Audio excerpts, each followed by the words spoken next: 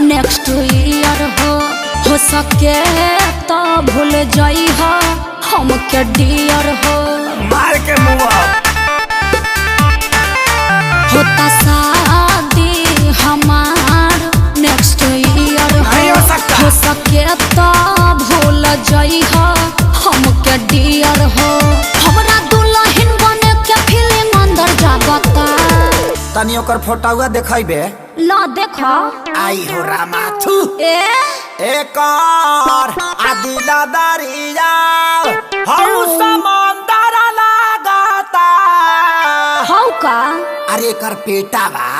अरे तो म्यूजिक में गावा एक और दिला दरिया हौ समंदर लागता एक और दिला दरिया हौ समंदर लागता तोरा दूल्हा चला घर के बंदर लागता तोरा दूल्हा चला घर के बंदर लागता तू का बड़ा सुंदर ना सुंदर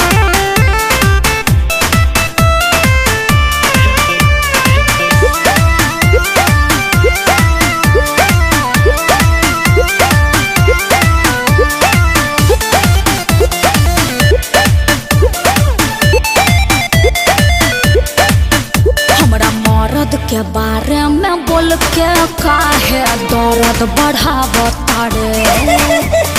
अपने तबाड़े पारानी न काहे दांत चियारता रे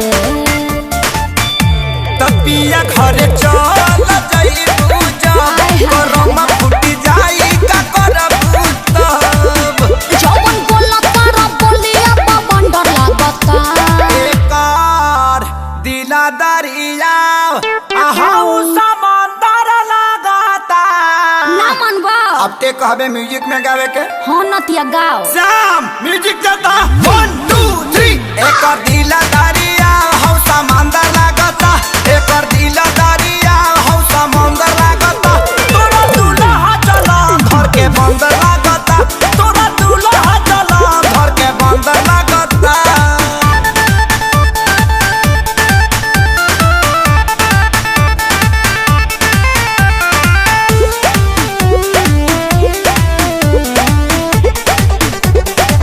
देख जरई के भी एगो हद होला हबे करोड़पति मोर राजा अच्छा